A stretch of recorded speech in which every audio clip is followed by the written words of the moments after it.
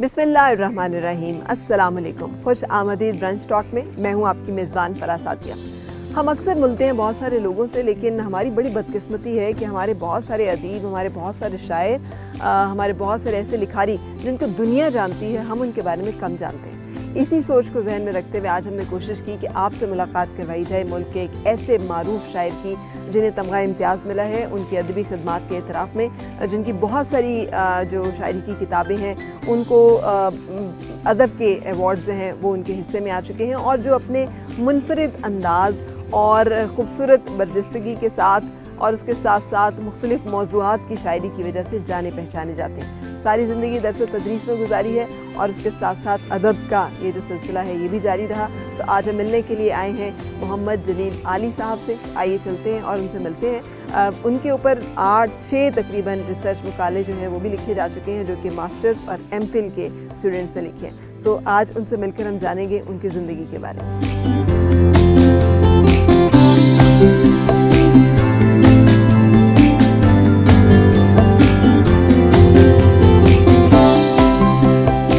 अस्सलाम वालेकुम सर, बहुत शुक्रिया वक्त देने के लिए। वालेकुम सलाम, बहुत खुशी हुई।